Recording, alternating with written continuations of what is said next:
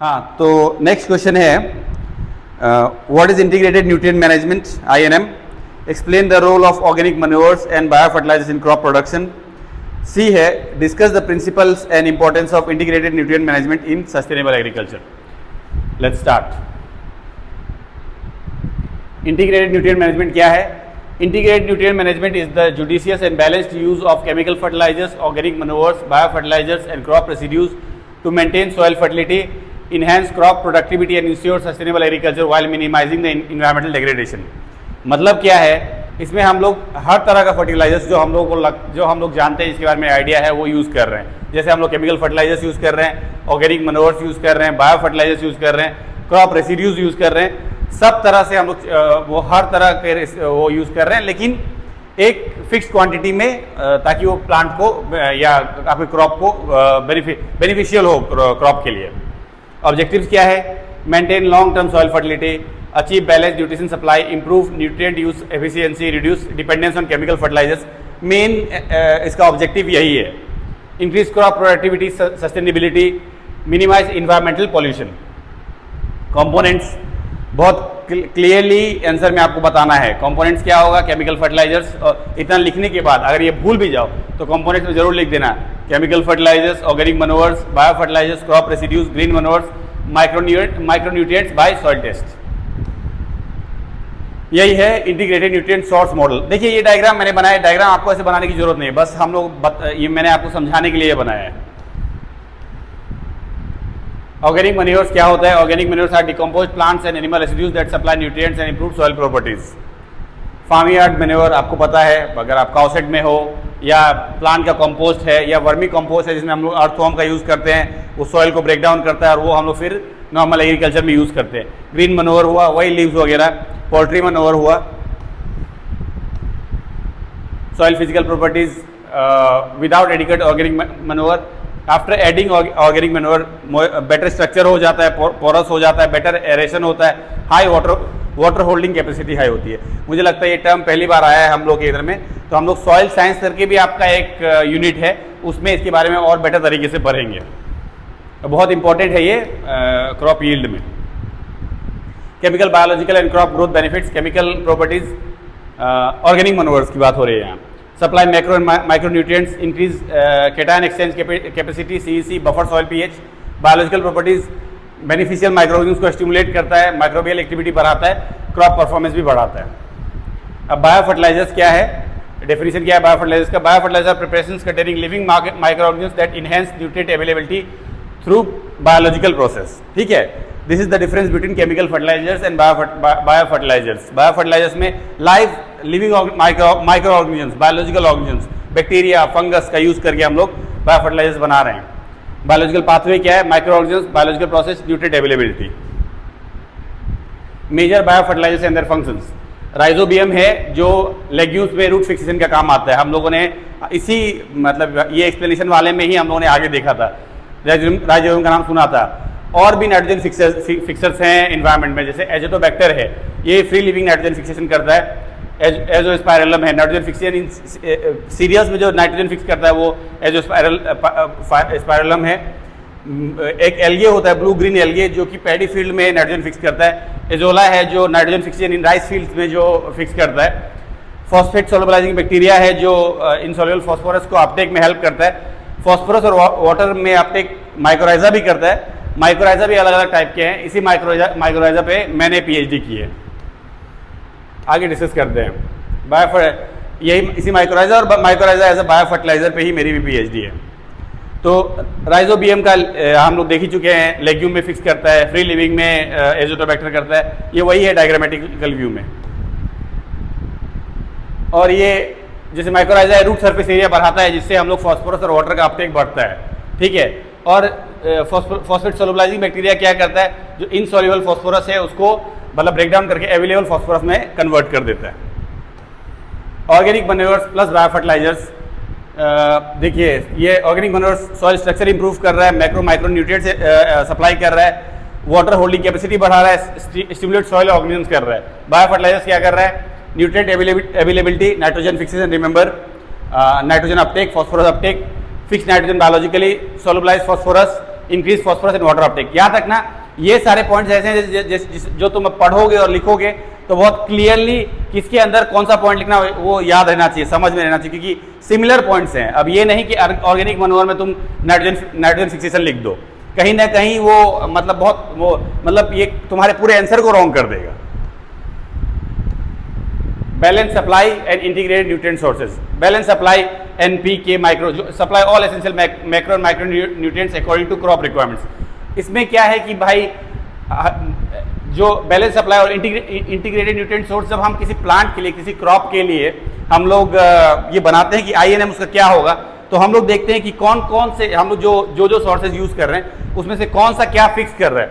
अगला हम लोग को basic essential micro and macronutrients मिल रहा है जैसे कि nitrogen, phosphorus, potassium, micro organisms और आयरन वगैरह, तो वो किन किन वो से मिल रहा है, किस किस को ऐड करेंगे, तो मतलब वो क्रॉप के लिए हम लोग कस्टमाइज करते हैं बेसिकली। तो उसमें जैसे केमिकल फर्टिलाइजर्स हुआ, ऑर्गेनिक मनोवर्स हुआ, बायो फर्टिलाइजर्स हुआ, हम लोग देखते हैं कौन सा क्रॉप है उसको नाइट्रोजन चाहिए या फास्फोरस चाहिए। मान लीजिए फास्फोरस की ज़्यादा जरूरत है तो हम लोग PSPV भी यूज़ कर सकते हैं, माइक्रोराइजा भी यूज़ कर सकते हैं। नाइट्रोजन के केस में हम लोग अलग ऑर्गेनिज्म यूज़ करेंगे, ऑर्गेनिक मनोवर्स का अलग यूज़ करेंगे। तो ये हम लोग कस्टमाइज करते हैं बेसिकली इसमें। अब हम लोग उसको सॉइल टेस्टिंग और सॉइल के अकॉर्डिंग भी INM फिक्स होती है, सॉइल टाइप्स कैसा है उसके अकॉर्डिंग भी इसको कस्टमाइज किया जाता है। अब इसे फार्म वेस्ट रिसाइकलिंग क्या है, ये हम लोग प्रिंसिपल 3, ये क्वेश्चन नंबर 5 का C है। क्वेश्चन नंबर 5 का C है हम लोग का, discuss strategies for improving water use efficiency under irrigated rainfed conditions. नहीं, क्वेश्चन 6 है, सॉरी। क्वेश्चन C है, discuss the principles and importance of INM in sustainable agriculture. अब हम लोग सस्टेनेबल एग्रीकल्चर में सस्टेनेबल एग्रीकल्चर में INM की कैसे यूज होगी उसके बारे में डिस्कस कर रहे हैं। तो फार्म वेस्ट रिसाइकलिंग है और 4 आर न्यूट्रिएंट स्टीवर्डशिप क्या है देखते हैं। Recycling of farm waste, crop residues, farm yard manure, compost, vermi compost, ये जो है ये वर्मी कंपोस्ट में बन जाता है। कंपोस्ट से ग्रीन मैन्योर आ जाता है, उसको हम लोग फिर यूज़ करते हैं। क्रॉप रेसिड्यूज हुआ या फार्म यार्ड मैन्योर हुआ, उसका हम लोग फिर हम लोग अर्थवर्म का यूज़ करके कैसे वर्मी कंपोस्ट बनाते हैं आपको पता है, फिर इसे ग्रीन मैन्योर बना लेते हैं, उसको यूज़ करते हैं। अब न्यूट्रिएंट यूज एफिशिएंसी का 4 आर न्यूट्रिएंट स्टीवर्डशिप क्या है, right source, right dose, right time, right method. हम लोग बेसिकली कस्टमाइज कर रहे हैं, तो उसमें क्या है हम लोग को पता होना चाहिए कितना हम लोग सोर्स दे रहे हैं, कितना डोज दे रहे हैं, टाइम दे रहे हैं और कितना मेथड दे रहे हैं। अधिकतर क्रॉप पे ये सब टेस्टिंग की गई है। टेस्टिंग करके मतलब आप पेपर्स देखोगे, साइंटिफिक पेपर्स देखोगे तो आपको बताया, बहुत सारे लोगों ने रिसर्च करके रखा हुआ है कि एक्चुअली किस प्लांट के लिए हम लोगों को कितना ये 4 आर न्यूट्रिएंट स्टीवर्डशिप है वो कितना होना चाहिए, कैसे कैसे कस्टमाइज करना चाहिए। जिसका नहीं है उस पर फिर आगे रिसर्च की जरूरत है। इंपॉर्टेंस क्या है इसका, why INM matters. Soil fertility maintain करता है, क्रॉप प्रोडक्टिविटी इंक्रीज करता है, न्यूट्रिएंट यूज एफिशिएंसी इंक्रीज करता है। न्यूट्रिएंट यूज एफिशिएंसी का तो मैं कह सकता कि one of the best methods है। इन्वायरमेंटल पॉल्यूशन कम करता है क्योंकि केमिकल फर्टिलाइजर्स पे डिपेंडेंसी कम कर रहा है, कंजर्व नेचुरल रिसोर्सेज कंजर्व कर रहा है, बायोलॉजिकल एक्टिविटी इनहेंस कर रहा है, ensures sustainable agriculture overall. Especially relevance in Arunachal Pradesh. अब इसमें क्या है, हम लोग अरुणाचल के हिसाब से state specific context, soils are predominantly acidic, Arunachal में है। Heavy rainfall causes nutrient leaching, organic farming has significant potential, organic manures and bio fertilisers are locally available. तो उसमें हम लोग कर क्या सकते हैं, सॉइल टेस्टिंग करके फर्टिलाइजर का डोज फिक्स कर सकते हैं, कस्टमाइज कर सकते हैं बायो फर्टिलाइजर को। हम लोग ये FYM compost, vermi compost use कर सकते हैं। तो ये हम लोग अगर ये मॉडल हम लोग यूज़ करें तो फर्टिलिटी बढ़ेगी, लीचिंग कम होगा और सस्टेनेबल प्रोडक्टिविटी बढ़ेगी। 5 का आंसर राइटिंग फ्रेमवर्क मैं अगेन रिमाइंड कराऊंगा कि ये पूरा जो मॉड्यूल है आप लोगों को शेयर किया जाएगा, तो एक बार ढंग से गो थ्रू करिए, समझने का कोशिश करिए और उसके बाद फिर इसमें जो लिखा हुआ है स्लाइड्स में उसको देख के फिर उसी तरह से फिर खुद का आंसर बनाने की कोशिश करिए। अब हम लोग क्वेश्चन 6 पे आते हैं। क्वेश्चन 6 है define irrigation scheduling, explain different methods of irrigation with their merits and demerits. C है discuss strategies for improving water use efficiency under irrigated and rain fed conditions. तो ये इरिगेशन शेड्यूलिंग के बारे में बात करता है। अब irrigation scheduling meaning and objectives, तो उसमें है, एक सेकेंड सॉरी, इरिगेशन शेड्यूलिंग है कि irrigation scheduling is the process of determining when to irrigate, when to irrigate, and how much water to apply to a crop in order to meet its water requirement efficiently without causing water stress and wastage. आपको पता है कि India as a country हम लोग अभी ऐसे situation में आ गए हैं वाटर स्कार्सिटी का, जिसके सिम्टम्स अब क्लियरली दिख रहे हैं अभी। और आप लोग जैसे ये इथेनॉल की हम लोगों ने पहले फर्स्ट क्वेश्चन में बात की थी, उसमें अब जैसे हम लोग इथेनॉल प्रोडक्शन पे आगे बढ़ेंगे, जैसे जो मिडिल ईस्ट का वॉर है उसके बाद जो चेंजेस आने वाले हैं उससे और हम लोगों का वाटर टेबल डिप्लीट होगा। तो हम लोग को प्लांट को जो हम लोग इरीगेट करते हैं उसको सस्टेनेबल तरीके से करना बहुत ज़रूरी है। और मैं आज भी लगता है, और आप लोग भी कहीं सर्वे करके देखिएगा, मैक्सिमम खेती जो होती है इंडिया में उसमें इस इरिगेशन को इफेक्टिवली नहीं किया जाता। इसका ऑब्जेक्टिव क्या है? Maintain optimum soil moisture, maximise water use efficiency. ये नंबर 1 पे होना चाहिए actually, maximum water use efficiency, reduce irrigation losses, improve crop yield and quality, prevent water logging and salinity. The 2 scheduling decisions. अब हम लोग water, अगर हम लोग इरिगेशन का शेड्यूल कर रहे हैं तो शेड्यूल का मतलब क्या है, कब करना है और कितना करना है। तो time irrigation to crop needs and soil moisture losses, और इस optimum scheduling balance crop needs, soil moisture and water availability, water stress, optimum moisture and excess water. Sorry, देखिए अब इसमें क्या है कि अगर इरिगेशन में आप अंडर इरिगेशन भी कर सकते हैं, ऑप्टिमम शेड्यूलिंग कर सकते हैं, ओवर इरिगेशन भी कर सकते हैं। ज़्यादातर प्रॉब्लम यहाँ इंडिया में ओवर इरिगेशन का है, लेकिन बहुत सारा जो वाटर स्कार्स स्टेट्स है जैसे राजस्थान हो गया या महाराष्ट्र हो गया तो बहुत अंडर इरिगेशन भी हो रहा है। देखिए अब ये जो ऑप्टिमम शेड्यूलिंग है उसमें आप एडिक्वेट मॉइस्चर भी होगा, हेल्दी रूट्स भी होंगे, एफिशिएंट वाटर यूज भी होगा। सैलिनिटी रिस्क भी, जैसे ओवर इरिगेशन में हमने सैलिनिटी रिस्क रखा, अगर ज़्यादा सैलाइन हो गया प्लांट्स का तो प्लांट्स के ग्रोथ को स्टंट करता है। कभी अगर सैलिनिटी पे बात आए तो प्लांट की ग्रोथ को स्टंट करता है, यील्ड को कम करता है, तो इस पे भी हम लोग को ध्यान देना चाहिए। अब इरिगेशन के मेजर मेथड्स क्या हैं? अब हम लोग कह रहे हैं कि हम लोग इरिगेशन शेड्यूल करेंगे, ऑप्टिमम शेड्यूल करेंगे, लेकिन एक्चुअली हम लोग को ये भी जानना है कि एक्चुअली इरिगेशन के मेन मेथड्स क्या हैं। तो मेजर मेथड्स जो इरिगेशन के हैं वो है surface irrigation, sprinkler irrigation, drip irrigation, सब सरफेस इरिगेशन। सरफेस अब नया है। सरफेस इरिगेशन है जो हम लोग के यहाँ कॉमनली यूज होता है इंडिया में हर जगह। स्प्रिंकलर इरिगेशन आपको ग्रीन हाउसेज में ज़्यादा दिखेंगे जहाँ लोग स्प्रिंकलर का यूज़ करते हैं। ड्रिप इरिगेशन एक ऐसा सिस्टम है जिसके थ्रू मिडिल ईस्ट में एक कंट्री है, अभी वॉर में है, इजराइल, इसने रेवोल्यूशन ला दिया है ड्रिप इरिगेशन में। और इंडिया में भी अब इसको लार्ज स्केल पे हम लोग देख रहे हैं कि इसका इम्प्लीमेंटेशन हो रहा है, लेकिन जितना होना चाहिए उतना अभी भी नहीं है। और फिर अब आ गया है सॉइल के अंदर से, मतलब वो पाइपलाइन लगाना और इरिगेट करना प्लांट को, ये एक नया तरकीब है।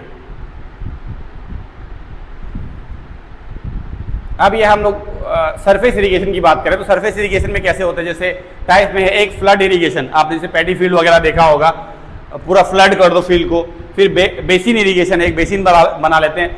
बॉर्डर इरिगेशन है, यहाँ आपने पूरा इरिगेट कर दिया तो पानी फ्लो हुआ इधर से उधर। फरो इरिगेशन है जो हम लोगों ने देखा था कॉटन वॉटन में, जब हम लोग मतलब वो एक फरो बन जाता है जिसके अंदर से वाटर इरिगेट करता है। इसमें मेरिट्स और डिमेरिट्स क्या है? इसमें इंस्टॉलेशन कॉस्ट कुछ नहीं है इरिगेशन में। आप मतलब कॉस्ट तो है, पंप वगैरह लगाओगे, फ्लड करोगे पानी का तो उसका भी कॉस्ट है, पर कम है। सिंपल ऑपरेशन, एक बार आपने मोटर लगा दिया तो उसके बाद वो बहुत ईजी हो जाता है आपके लिए इरिगेट करना। Suitable for large farms. Demerits क्या है? Low water use efficiency, high evaporation losses, water logging and soil erosion, uneven water distribution. अब स्प्रिंकलर इरिगेशन क्या है, जिसका मैंने कहा था कि ज़्यादातर हम लोग देखते हैं कि ग्रीन हाउसेज में मतलब लोग यूज़ करते हैं जनरली। स्प्रिंकलर लगे होंगे, आपका प्लांट लगा होगा, आप टाइम टू टाइम उसको स्प्रिंकलर को ऑन करोगे, इरिगेट होगा प्लांट, फिर बंद कर दोगे। एडवांटेजेस क्या है? Uniform water application, suitable for undulating lands, save 30 to 40% water, reduces soil erosion, suitable for Sandy soils.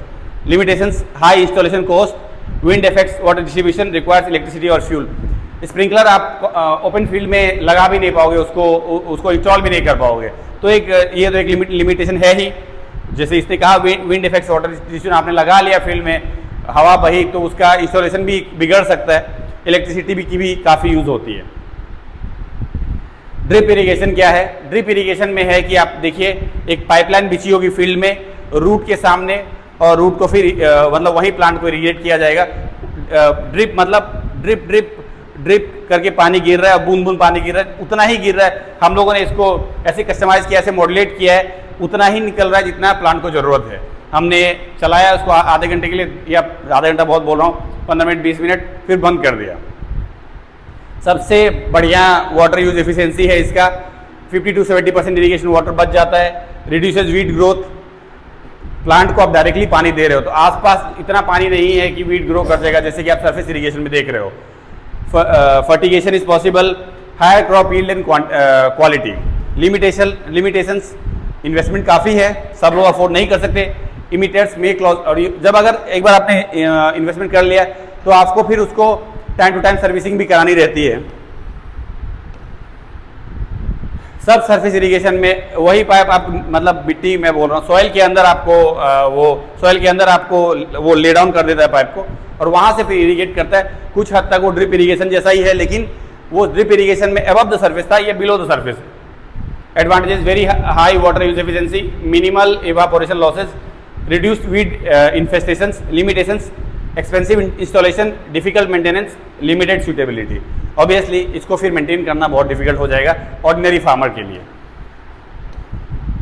Comparison का एक ऐसे टेबल बना के, ये फिगर आपको नहीं बनाना है, आप बस नाम लिख के ऐसा टेबल बना के आप एग्जाम में दे सकते हो। अब क्वेश्चन 6C आ जाता है, कंसेप्ट है what is water use efficiency. Water use efficiency is the ability of a crop to produce maximum yield per unit of water consumed. Why, इसको WUE भी कहते हैं। Why improve WUE, increasing water scarcity, less water is available for competing agriculture and non agricultural uses, जो हम लोग discuss कर चुके हैं। Climate change, variable rainfall and higher evaporation demands increase production risk, need for higher productivity, available water must support maximum and stable crop yield. Strategy 6C का strategy जो है वो है शेड्यूल, मतलब स्ट्रेटजीज में 1 to 3, schedule, apply and harvest water efficiently. 6C irrigation and rain fed conditions में आपको कहा गया है कि स्ट्रेटजीज डिस्कस करो जो इम्प्रूव करे WUE का। Scientific irrigation scheduling, irrigate at critical crop growth stages, avoid over irrigation, use soil moisture based scheduling। आपको ये इरिगेशन शेड्यूलिंग में आपको इवापो ट्रांसपोरेशन भी याद आएगा, पढ़ लेना, उसके बारे में भी एग्रोनॉमी में है। उसके बाद माइक्रो इरिगेशन, एडॉप्ट ड्रिप और स्प्रिंकलर इरिगेशन। ड्रिप इरिगेशन तो अब ऐसा है, मुझे लगता है कि मतलब इंडिया में बहुत लार्ज स्केल इसका यूज शुरू होना चाहिए। Reduce water losses, improve irrigation efficiency, ensure more uniform application. Rain water harvesting, farm ponds, check dams, percolation tanks, ground water recharge, supplemental irrigation and drought mitigation. देखिए अब ये जैसे मैंने कहा वाटर स्कैर्सिटी की बात और रेनफॉल का मतलब इरेक्टिक होना, हम लोग का अब ये बहुत हाई टाइम आ गया है कि हम लोग को रेन वाटर हार्वेस्टिंग अब हर घर में शुरू कर देनी चाहिए, एग्रीकल्चर और नॉन एग्रीकल्चर प्रोसेसेस के लिए भी। बिकॉज आपका सॉइल का वाटर टेबल बहुत डिप्लीट होते जा रहा है, और आप अगर रेन वाटर को हार्वेस्ट करोगे, इवन आप ग्राउंड वाटर को रिचार्ज भी कर सकते हो। ग्राउंड वाटर को आप रिचार्ज, अगर आप सपोज करो कि आप एक फील्ड में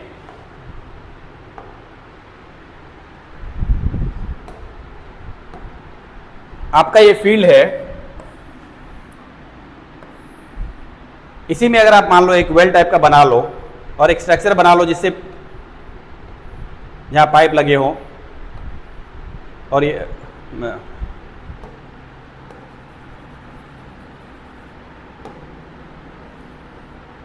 जहाँ से मतलब आप सेंट्रल पाइप हो, जो मैं अब 3D में इसको समझा नहीं पा रहा हूँ, तो ये ऐसा हो जिससे आप ये पानी ग्राउंड के अंदर जाए, ग्राउंड वाटर को ही रिचार्ज कर दे। ठीक है, कोई ऐसा स्ट्रक्चर हो,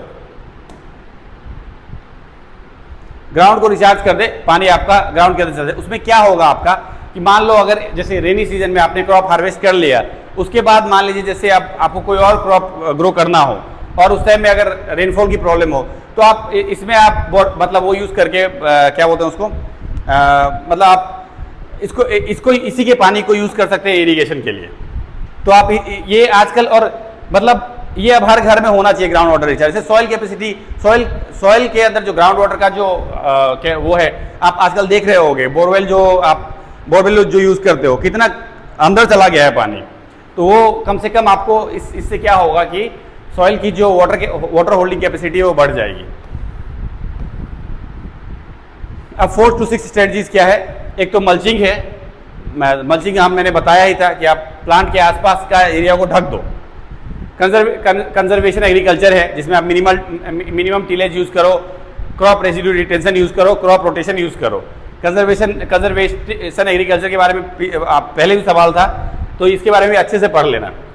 soil moisture conservation, contour farming वही एक स्लोप पे प्लांट्स को लगा देना, terracing, ridge and furrow planting, conservation furrows, reduce run of and soil erosion. तो ये सारे स्ट्रेटजीज हैं जिससे हम लोग मॉइस्चर को कंजर्व कर सकते हैं विद इन द सॉइल। उसके बाद और स्ट्रेटजीज हम लोग जो डिस्कस कर सकते हैं, ये देखो 60 क्वेश्चन है कितने मार्क्स का? 6C है आपका 7 मार्क्स का, इसलिए हम लोग और डिटेल में देखिए। मतलब आप इसमें ज़्यादा नहीं लिख पाओ, आप भूल जाओ कि एक्चुअली टेरेस फार्मिंग क्या था, या आप भूल जाओ कि कंटर फार्मिंग क्या था, रीजन फरो प्लांटिंग क्या था। एटलीस्ट आप पॉइंट मेंशन कर दो कि इसके अंदर ये चीज़ हम लोगों मतलब ये चीज़ हम लोगों को करनी चाहिए। कम से कम एग्जामिनर को पता चलेगा, एटलीस्ट इसको आइडिया है। अब और स्ट्रेटजीज हम लोग जो यूज कर सकते हैं वो है select suitable crop and varieties, integrated nutrient management पढ़ चुके हैं, वीड मैनेजमेंट के बारे में हम लोग और लास्ट क्वेश्चन में पढ़ेंगे, प्रिसीजन फार्मिंग देख चुके हैं।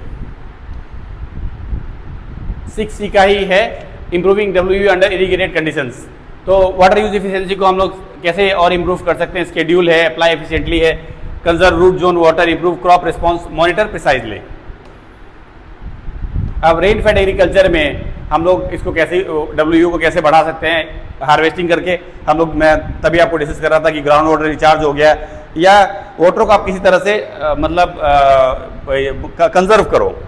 मल्चिंग हो गए, कॉन्टोर बंडिंग हो गया, टेरेसिंग हो गई, क्रॉप डाइवर्सिफिकेशन हो गया, मॉइस्चर कंजर्वेशन टिलेज हो गया, सारा हम लोग डिस्कस कर चुके हैं। यही स्ट्रेटजीज हैं जो आपको WU को रेन फेड एग्रीकल्चर में आपका बढ़ाती है। अब water management for high rainfall hill state, obviously we are talking about Arunachal here, तो उसमें प्रायोरिटी मेजर्स क्या होना चाहिए? Farm ponds and check dams, terrace cultivation, drip irrigation, contour farming and mulching, integrated water management. देखो ये जो point है वो बहुत जरूरी है अरुणाचल के लिए, और इसमें से बहुत कम अभी तक अरुणाचल में इंप्लीमेंट हो रहा है।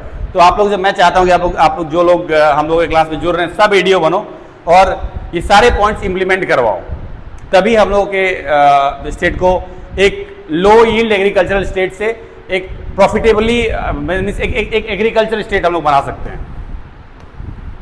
क्वेश्चन 6 का आंसर राइटिंग फ्रेमवर्क दिया होगा, देख लेना। अब क्वेश्चन का लास्ट क्वेश्चन है वीड। लास्ट क्वेश्चन पे हम लोग डिस्कस कर रहे हैं weeds, integrated weed management and herbicide resistance और हेर्बिसाइड रेजिस्टेंस। चलिए लेट्स गो।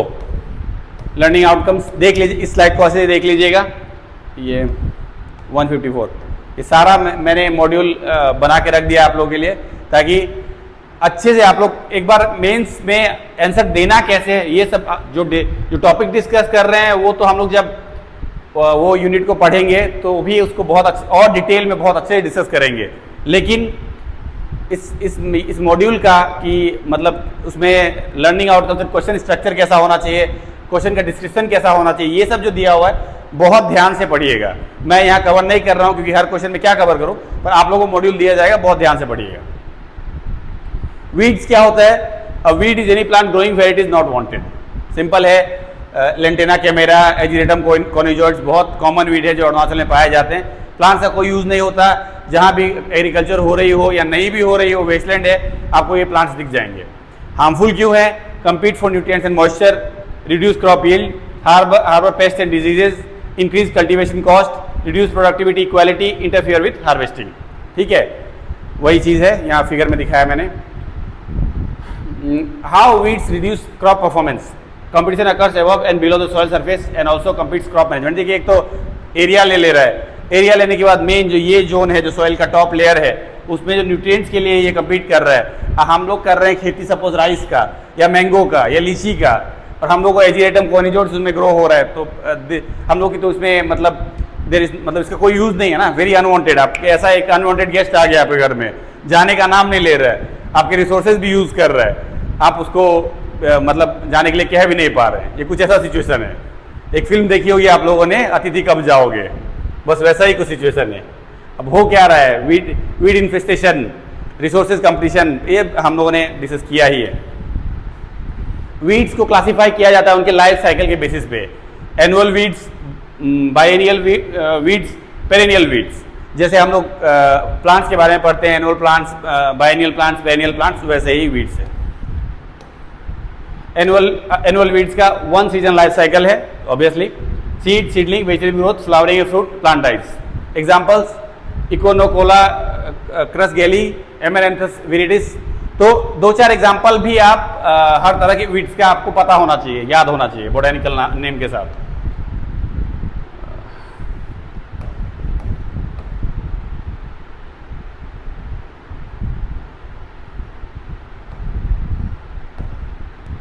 बाइएनियल वीड्स में है 2 ईयर लाइफ साइकिल होता है, उसमें 1 year vegetative growth, 2nd year flowering seed death.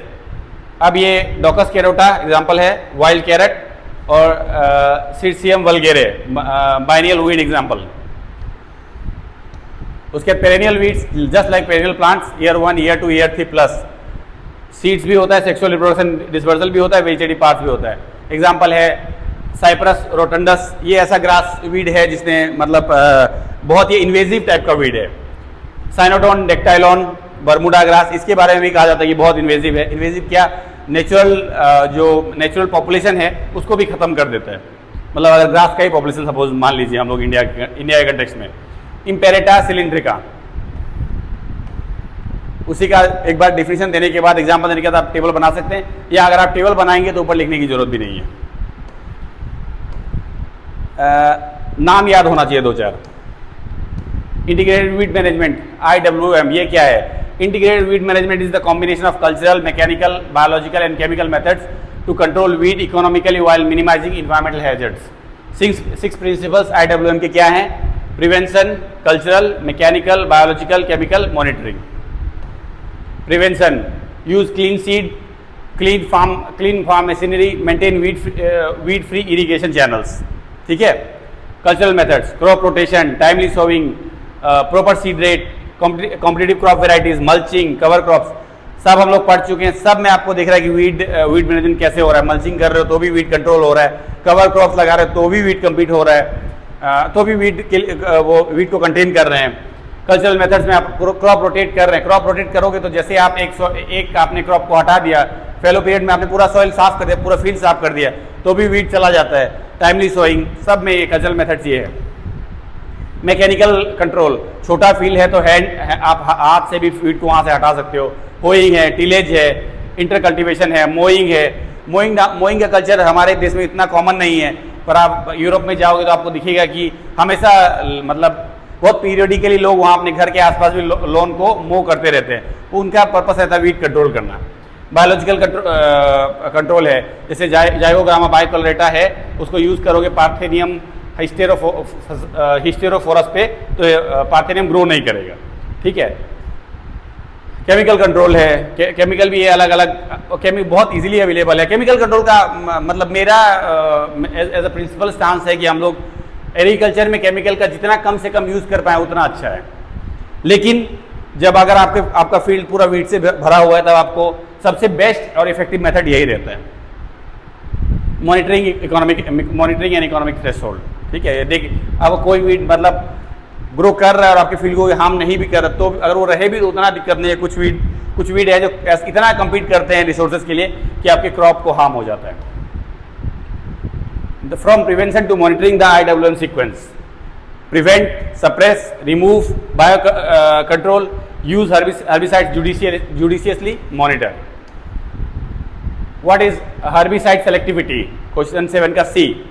Herbicide selectivity is the ability of a herbicide to kill weeds without causing significant injury to the crop.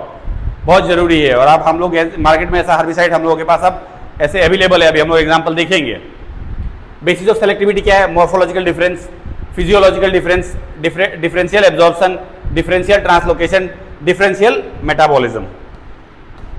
मैं जानता हूं कि आप लोग मतलब एग्रीकल्चर के स्टूडेंट हैं तो ये सारे टर्म से आप लोग वाकिफ होंगे। एग्जाम्पल ऑफ हर्बिसाइड सेलेक्टिविटी, मेज के लिए एट्राजीन, कंट्रोल वीड्स इन मेज but is safer for the मेज क्रॉप। एट्राजीन बहुत कॉमन है ये हर्बिसाइड। ट्रांसप्लांटेड राइस, बटाचलोर आप लोगों ने पढ़ा होगा, सेलेक्टिव हर्बिसाइड इन ट्रांसप्लांटेड राइस, बहुत ये भी कॉमन है और आप लोगों ने पक्का you must have come across this. Several field crops, pendimethalin. Herbicide resistance, meaning, cause and examples. अब हर्बिसाइड रेजिस्टेंस क्या है? हम लोग यहाँ देख रहे थे क्या, हर्बिसाइड सेलेक्टिविटी। अब देख रहे हैं herbicide resistance. Herbicide resistance is the inherited ability of a weed population to survive doses of herbicides that previously control it effectively। ये भी एक बहुत बड़ा प्रॉब्लम है।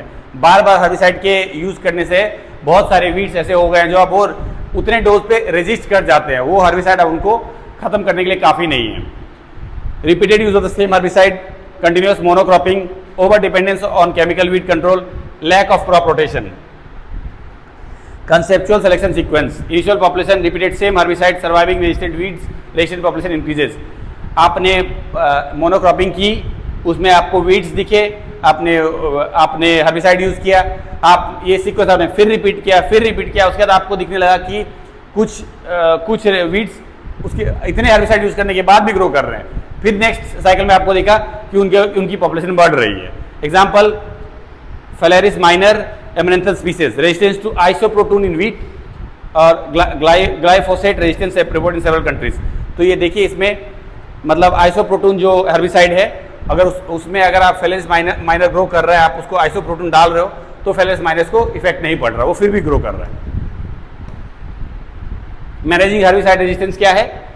Herbicide rotation, crop rotation, integrated weed management, recommended dose, tank mixtures, timely application, regular monitoring, all self explanatory. Herbicide भी आप बार बार क्यों एक यूज करोगे? अगर आप हर्बिसाइड ही यूज कर रहे हो तो दूसरा हर्बिसाइड यूज करो, तीसरा हर्बिसाइड यूज करो, इसको इम्प्रोवाइज करते रहो। क्रॉप रोटेशन तो बहुत जरूरी है। मोनोक्रॉपिंग, आजकल मोनोक्रॉपिंग इफिशिएंट भी नहीं है, आपको यील्ड भी सही नहीं दे रहा है, वीड मैनेजमेंट में भी गड़बड़ कर रहा है। अरुणाचल प्रदेश पर्सपेक्टिव क्या है? Mechanisation and herbicide use increase, IWM should be adopted from the outset. Question 7 का आंसर राइटिंग फ्रेमवर्क क्या लिखा हुआ है? आई थिंक हमारे क्वेश्चन में 8 क्वेश्चन थे, तो this is probably not the last question, it was weed management से। इसका एक और क्वेश्चन है, क्वेश्चन 8, मुझे लगा था ये लास्ट है, वो पेनल्टीमेट था। उसमें है 555 की कॉम्बिनेशन में क्वेश्चन है, explain the concept and importance of organic farming, differentiate between conventional organic and natural farming, discuss the scope and challenges of organic farming in Arunachal Pradesh. Scope तो बहुत है इसका। ऑर्गेनिक फार्मिंग क्या है? हम लोग सोच रहे हैं कि इतने सारे, हमने ZNBF देखा, हमने उसके बाद क्या देखा, हमने देखा कंजर्वेशन एग्रीकल्चर देखा, तो ये ऑर्गेनिक फार्मिंग उससे अलग कैसे है? तो organic farming is a holistic system of agriculture that relies on natural inputs and avoid synthetic agrochemicals and genetically modified organisms. GMO भी यूज नहीं हो रहा है यहाँ, एग्रोकेमिकल्स भी यूज नहीं हो रहा है, और नेचुरल इनपुट्स पे है ये। देखते हैं कैसे। Relies on FYM, compost and green manure, bio fertilisation, crop rotation, biological pest management, avoids synthetic fertilisers and pesticides, herbicides and growth regulators, genetically modified organism. मतलब केमिकली कुछ भी है, कुछ भी यूज नहीं हो रहा है यहाँ, हर्बिसाइड तक यूज नहीं कर रहे, और नेचुरल में आप मनोवर यूज कर रहे हैं, कंपोस्ट यूज कर रहे हैं, बायो फर्टिलाइजर्स यूज कर रहे हैं, क्रॉप रोटेशन तो करना ही है, बायोलॉजिकल पेस्ट मैनेजमेंट भी हो रहा है। 4 प्रिंसिपल्स ऑफ ऑर्गेनिक फार्मिंग क्या है? Health, ecology, fairness, care, maintains the health of soil, plant, animals and humans. Organic farming obviously कोई भी ऑर्गेनिक फ्रूट आपने जिसने भी ऑर्गेनिक फ्रूट टेस्ट किया है वो उसको समझ में आता है। जैसे आप हमारे यहाँ मतलब यूपी बिहार में मैंगो की बहुत खेती होती है, तो आप देखोगे जिनका अपना फार्म है, अगर उन्होंने अपने फार्म का मैंगो टेस्ट किया है तो वो कभी सुपरमार्केट से, स्टोर से मैंगो खरीद के खाना पसंद नहीं करते। टेस्ट में डिफरेंस पता चल जाता है। Ecology works in harmony with natural ecosystem. Fairness ensures equality among farmers, consumers and the environment. Care conserves biodiversity and natural resources for future generation. क्या क्या है कंपोनेंट्स ऑफ ऑर्गेनिक फार्मिंग? देखिए, मान लो एज एन एग्जांपल ये आप दे रहे हो, ये पॉइंट्स दे रहे हो, तो ये आप मतलब एग्जामिनर को इंप्रेस करने के लिए दे रहे हो कि आपको इतना आइडिया है ऑर्गेनिक फार्मिंग का। लेकिन ये है जो मेजर ये कंपोनेंट्स ऑफ ऑर्गेनिक फार्मिंग है जो एक्चुअली एग्जामिनर आपसे एक्सपेक्ट कर रहा है। कोर क्या है? फील्ड मैन्योर है, फील्ड मैन्योर है, कंपोस्ट है, वर्मी कंपोस्ट है, ग्रीन मैन्योर है, बायो फर्टिलाइजर्स है, मल्चिंग है, कवर क्रॉप्स है, बायोलॉजिकल पेस्ट कंट्रोल है, क्रॉप रोटेशन है। मुझे लगता है हम सब पढ़ चुके हैं अभी तक। साइकिल के तौर पे कैसे यूज हो रहा है? Crop and livestock residues, उसका हम लोग कंपोस्ट, वर्मी कंपोस्ट बना लेते हैं। सॉइल ऑर्गेनिक मैटर है, microbial activity and nutrient cycle, healthy crop growth से produce crop residues return, mulch, cover crop and rotation, biological pest management, balance farm ecosystem, और फिर crop and livestock residues. देख रहे हो how, मतलब ये कैसे एक साइकिल में कन्वर्ट हो सकता है। इंपॉर्टेंस क्या है? Soil fertility and environment protection. तो इसमें obviously maintain soil fertility, reduce chemical pollution, conserve biodiversity, minimises green house gas emission, safe food sustainability and economic benefits, produce safe food, improve sustainability, economic benefits. देखो economic benefits कह देना easy है, लेकिन ये भी है कि ऑर्गेनिक फार्मिंग करना इतना आसान भी नहीं है, बिकॉज यील्ड में डिफरेंस आएगा। जो लोग करते हैं उनको पता है कि यील्ड में डिफरेंस आता है, तो इसीलिए आपको दिखेगा कि मार्केट में, सुपरमार्केट में ऑर्गेनिक फूड कॉस्टली भी है, just to like help the farmer. और अरुणाचल प्रदेश को क्यों सूट करता है? Low use of chemical fertilisers, rich biodiversity, favourable climate, growing demand for organic produce. Major organic crops, मैं ये कहने ही वाला था कि हम लोग कीवी है, लार्ज कार्डेमम है, जिंजर है, टर्मरिक है, ऑरेंज है, पाइनएप्पल है। देखो कीवी, जिंजर, टर्मरिक ये हर जगह होता है, लेकिन लोग आजकल अरुणाचल के जिंजर का, टर्मरिक का बहुत डिमांड है अदर स्टेट्स में, क्योंकि लोगों को पता है कि ये ऑर्गेनिकली ग्रो किया जाता है। नामसाई में हो गया, तिराप में हो गया, पापुमपारे में हो गया, ग्रो करते हैं इसको। कीवी वगैरह और सिट्रस फ्रूट तो बहुत, मतलब ऐसे भी बेटर माना जाता है अरुणाचल का, और उसका एक रीजन ऑर्गेनिक फार्मिंग भी है। कैक्टस एक ऐसा क्रॉप है जो बहुत ग्रो करता है हमारे स्टेट में, और जो भी कर रहे हूँ मैं उसको, जहाँ तक मैंने स्टडी किया है, सब ऑर्गेनिकली ही ग्रो करा रहे हैं। Conventional versus organic versus natural farming का डिफरेंस क्या है? कन्वेंशनल का तो समझ में आया, नेचुरल और ऑर्गेनिक का डिफरेंस क्या है? ऑर्गेनिक मन्योर्स, ऑर्गेनिक में farm derived natural inputs, bio pesticides, natural extracts only, organic matter recycling, biological activity and natural process, mechanical and biological, mulching and manual methods natural में, cost of cultivation moderate, natural में very low, organic में actually cost होता है, environmental impact low, very low, certification required, generally not mandatory for local systems, sustainability high, very high.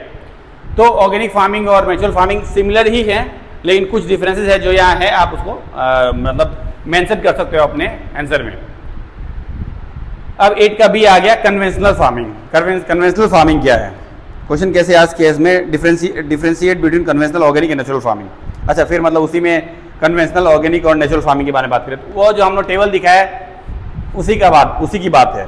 Conventional farming वही है, chemical fertiliser, chemical pesticides, herbicides, crop production, सबसे inefficient है, लेकिन सबसे ज़्यादा फार्मिंग होती इस वो से, प्रैक्टिस से, बिकॉज अब एक आपको आदत पड़ चुका है हाई यील्ड का, आपको आदत पड़ चुका है बेटर प्रोडक्शन का, तो लोग जनरली, और ये भी फैक्ट है कि इंडिया में मैक्सिमम जो फार्मर्स है they belong to poor state of life, तो उनके पास बहुत ऑप्शन भी नहीं है, उनको कम समय में हाई यील्ड चाहिए। हम लोग एक ऐसे स्टेज में थे जब हम लोग इंडिया इंडिपेंडेंस के टाइम में फूड सिक्योरिटी पे बहुत सवाल था इंडिया के। लोगों को लगता था कि हम लोग एज अ नेशन सर्वाइव नहीं कर पाएंगे because we won't be able to put food on the table. लेकिन वो बदला कैसे? ग्रीन रेवोल्यूशन से। और ग्रीन रेवोल्यूशन में वो किस तरह की फार्मिंग हुई? Conventional farming. और डिटेल में हम लोग एग्रोनॉमी की क्लास में पढ़ेंगे। ऑर्गेनिक फार्मिंग एडवांटेजेस क्या है हम लोग डिस्कस कर ही चुके हैं। ये सारा है organic manures, bio pesticides, organic matter recycling. देखो ये पॉइंट तुमको, क्योंकि ऑर्गेनिक और नेचुरल में कंफ्यूजन हो सकता है, तो ऑर्गेनिक और नेचुरल बहुत ढंग से इसका डिफ्रेंसिएशन समझ लेना। ऑर्गेनिक में देखो एक बात याद है, सर्टिफिकेशन रिक्वायर्ड है कि आपका प्रोडक्ट अगर ऑर्गेनिक है तो आपको एक सर्टिफिकेशन देगा, आपको एक सर्टिफिकेशन लेना पड़ेगा जिससे आपके उसको आपके प्रोड्यूस को बताया जाए कि ऑर्गेनिक है। कोई भी क्लेम नहीं कर सकता कि मेरा प्रोडक्ट ऑर्गेनिक है। नेचुरल फार्मिंग में इस चीज़ की दिक्कत नहीं है। Farm derive natural inputs, farm से ही डिराइव होता है, इसकी जो फर्टिलाइजर्स होते हैं फार्म से ही डिराइव कर लेते हैं हम लोग। Natural extracts only, biological activity and natural process, mulching and manual weed management, mulching करते हैं, मैनुअल वीड मैनेजमेंट करते हैं, हम लोग देख चुके हैं। वेरी लो कल्टीवेशन कॉस्ट, लेकिन ये जो नेचुरल फार्मिंग करते हैं वो बहुत वाइडली या मास स्केल पे होता भी नहीं है। Very low environmental impact, generally no mandatory local certification, very high sustainability.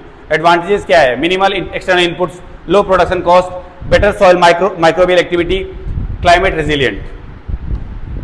Scope of ये 8C है, 8 का C है, discuss the scope and challenge of organic farming in Arunachal Pradesh. Scope of organic farming in Arunachal Pradesh, climate favourable है हमारा, chemical use traditionally भी हम लोग chemical use ज़्यादा नहीं करते।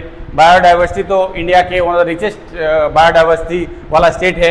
High value organic crops, kiwi, orange, ginger, turmeric हम लोग बात कर चुके हैं। पाइनएप्पल, ब्लैक पेपर वगैरह आपको पता है, जैसे हम लोग केरला वगैरह में मतलब डॉक्यूमेंटेड रिकॉर्ड्स है कि हम लोग हजारों साल से ब्लैक पेपर का ट्रेड करते आए हैं। इवन रोमन एम्पायर से इंडिया ब्लैक पेपर का ट्रेड करता था, खासकर मतलब कोस्टल रीजन्स केरला वगैरह, और मतलब इंडिया के ब्लैक पेपर का बहुत डिमांड था। लोग रोमन एम्पायर गोल्ड मतलब बहुत गोल्ड कॉइन खर्च करते थे इंडिया से ब्लैक पेपर ले जाने के लिए, बिकॉज ट्रेडिंग के लिए रोम के पास ऐसा कुछ नहीं था जो इंडिया को चाहिए। बहुत इंटरेस्टिंग हिस्ट्री है ये।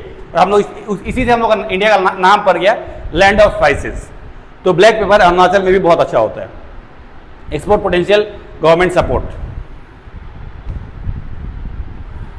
अपॉर्चुनिटी क्या है? ऑब्वियसली कीवी, ऑरेंज, आप देखो कीवी का तो जो मार्केट है नॉर्थ इंडिया में, साउथ इंडिया में बहुत अच्छा अर्निंग होती है या कीवी से। वहाँ के जो नॉर्मल वेंडर्स हैं उनकी अच्छी खासी इनकम हो जाती है। ऑरेंज है, जिंजर है, टर्मेरिक है, लार्ज कार्डमम है, पाइनएप्पल है, ब्लैक पेपर है, हम लोग लिख ही दिया है। चैलेंजेस क्या है? लो productivity during transition, certification issues, lengthy process, high cost and limited farmer awareness. ये लोग कर रहे हैं क्रॉपिंग ऑर्गेनिक, पर उनको खुद भी नहीं पता है और वो सर्टिफिकेशन नहीं ले पा रहे, तो दूसरे स्टेट्स के फार्मर से, दूसरे कंट्री के फार्मर से कम्पीट ही नहीं कर पा रहे। मार्केट इंफ्रास्ट्रक्चर पुअर है, बताने की जरूरत नहीं है। टेक्निकल नॉलेज की भी कमी है, जो मुझे लगता है कि विद टाइम आप लोग इस कमी को दूर करोगे। पेस्ट एंड डिजीज मैनेजमेंट का प्रॉब्लम है। स्मॉल एंड फ्रैगमेंटेड होल्डिंग से ये है कि जिसकी भी लैंड होल्डिंग है यहाँ एग्रीकल्चर लैंड वो कम है। ट्रांसपोर्टेशन कंस्ट्रेंट्स है, हिली एरिया है obviously. Response, constraints to solution, ये टेबल दिया हुआ है सब चीज़ का, आप इसको देख के लिख सकते हो। सर्टिफिकेशन बर्डन है, वो तो आप ही लोग फ्यूचर में कम करोगे।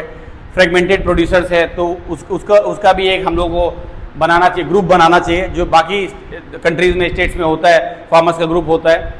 इंफ्रास्ट्रक्चर को ठीक करने की जरूरत है, प्रोडक्ट डिफ्रेंशिएशन को करने की जरूरत है। मार्केट लिंकेज, हिली स्टेट है तो मार्केट लिंकेज का भी प्रॉब्लम है, जो धीरे धीरे सॉल्व हो रहा है। एंड इम्प्लीमेंटेशन क्या है? An organic development pathway for Arunachal Pradesh, train farmers, organise FPOs, support certification, improve storage process and add value, brand and market।